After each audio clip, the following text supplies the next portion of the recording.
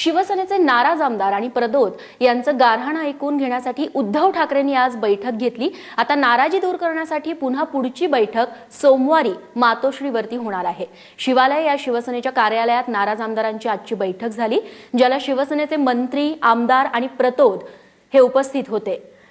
गेल्या काही दिवसात शिवसेना आणि भाजपमध्ये वादावादी सुरू आहे। भाजपकडून शिवसेनेचे मंत्री आणि आमदारांना दुय्यम वागणूक मिळतेय असा आरोप होतोय।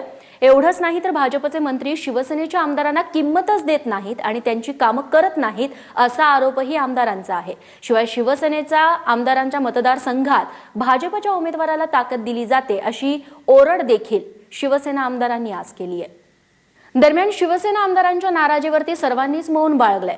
बैठक संपल्यानंतर उद्धव ठाकरेंना त्याबाबत विचारलं असता त्यांनी उत्तर देणं टाळलं, पण उमरेड अभयारण्यातून जय नावाचा वाघ बेपत्ता झाला, त्यावरती उद्धव ठाकरेंनी प्रतिक्रिया दिली आहे आणि वाघाचे शत्रू हे सर्वत्रच असतात असा सूचक टोला देखील यावेळी उद्धव ठाकरेंनी लगावला।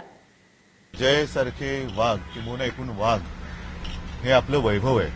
आज जगातून वाघांची संख्या कमी होत चालली, जगात तसे वाघ राहिलेलेच नाही। जे काय आहेत ते आपल्या देशातच सर्वाधिक वाघ आहेत आणि त्यातून सुद्धा हा सर्वात मोठा वाघ हे आपलं खरंच वैभव आहे। तो जर का गायब झाला असेल तर त्याला कोणत्याही परिस्थितीत शोधणं हे आपलं काम आहे आणि मी अशी आशा करतो की लवकरात लवकर जय हा सुखरूप सापडेल, कारण या वाघांचे शत्रू हे सगळीकडेच असतात आणि त्या शत्रूंपासून यांचा बचाव करणं हे आपलं सगळ्यांचंच काम आहे। मला खात्री आहे की सरकार या बाबतीत अत्यंत तातडीने उपाययोजना योजेल आणि जयला पुन्हा सुखरूप त्याच्या जागी आणेल।